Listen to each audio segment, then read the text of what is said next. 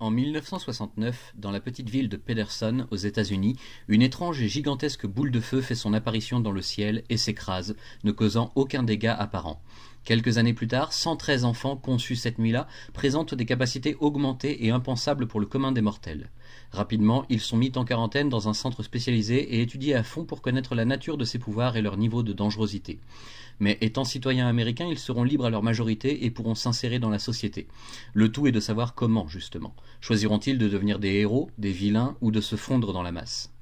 Bien des années plus tard, l'un de ces spéciaux est retrouvé chez lui, assassiné, sans l'ombre d'un doute.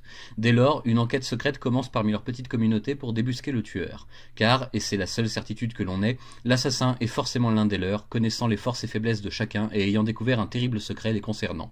Une théorie selon laquelle l'énergie dont disposent ces spéciaux depuis la naissance est limitée et qu'elle diminue avec le temps. Mais qu'à la mort de l'un d'entre eux, elle se répartit équitablement chez les survivants, renforçant leur pouvoir.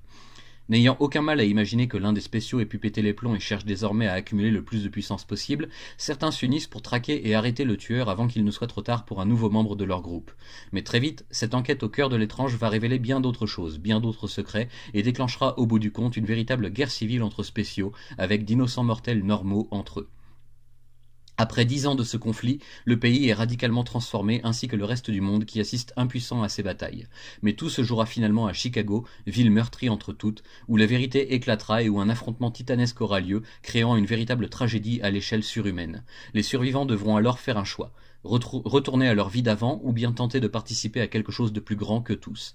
Et vous, si vous aviez le pouvoir de changer le monde, le feriez-vous ? Là, je dois dire que je suis totalement soufflé par cette lecture et cette série parfaitement incroyable de bout en bout.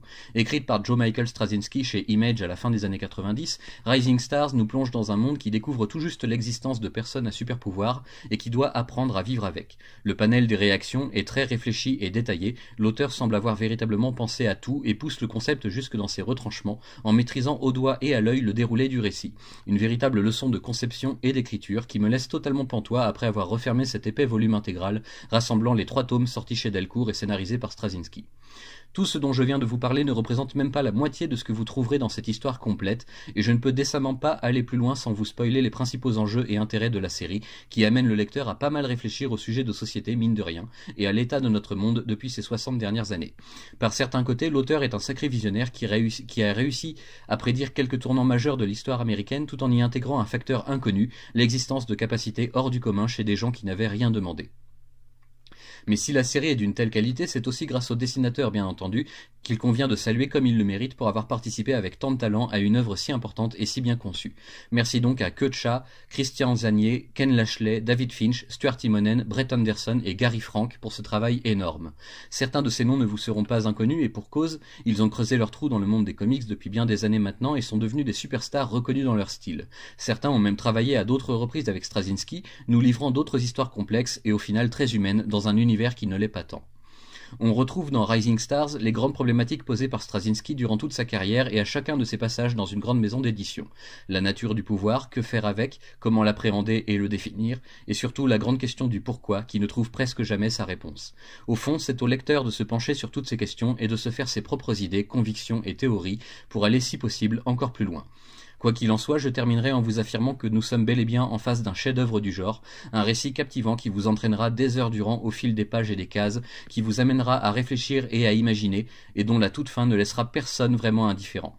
C'est à mon sens tout ce que l'on est en droit d'attendre d'une vraie bonne série fantastique, nous faire rêver mais aussi nous faire réfléchir, penser, prendre conscience des choses qui nous entourent, en adoptant une nouvelle perspective. Rising Stars est une œuvre humaine et humaniste, définitivement, comme on en voit trop rarement. Il convient donc de la savourer à fond et de se poser les bonnes questions ensuite. Un grand merci enfin à Delcourt pour cette réédition en format intégral qui vous donnera matière à penser durant des heures, voire des jours, et qui ne vous laissera certainement pas tranquille ni de marbre. C'est un aboutissement complexe et profond, et c'est une réussite. Merci pour ça.